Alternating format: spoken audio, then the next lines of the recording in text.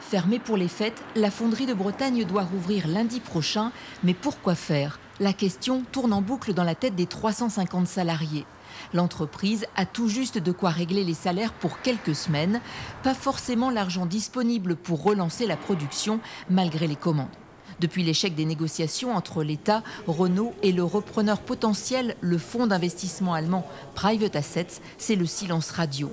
Les fondeurs ont donc interpellé ce matin le président de la République pour qu'il fasse pression sur Renault, qui s'est désengagé alors qu'il pèse 95% du chiffre d'affaires.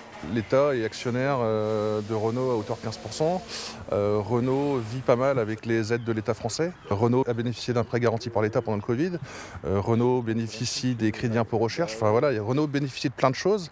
Donc là, l'objectif de cette lettre, c'est de demander à l'État d'imposer des contreparties à Renault. Emmanuel Macron parle de réindustrialisation, à ce moment-là, qu'il se taise, quoi. S'il n'est pas capable de faire ça, qu'il arrête de parler de réindustrialisation. Dans cette lettre ouverte à Emmanuel Macron, la direction de l'usine, la CGT, le MEDEF, des élus bretons de tous bords politiques expliquent que la fermeture de l'usine n'est pas une fatalité. La fonderie a commencé sa mue et trouvé 10 nouveaux clients en un an. La diversification est en marche, mais Renault doit maintenir ses commandes durant 3 ans, le temps de la montée en charge. On a un outil de travail qui est neuf, qu'on est en train de détruire. Il y a 350 salariés, 350 familles qui sont dans le désarroi.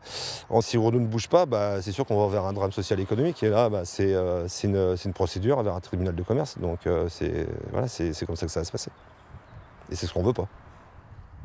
En janvier, le tribunal de commerce de Rennes prendra la main pour chercher d'autres repreneurs éventuels. Tant que les grilles ne sont pas définitivement scellées, les salariés veulent croire que la fonderie a un avenir.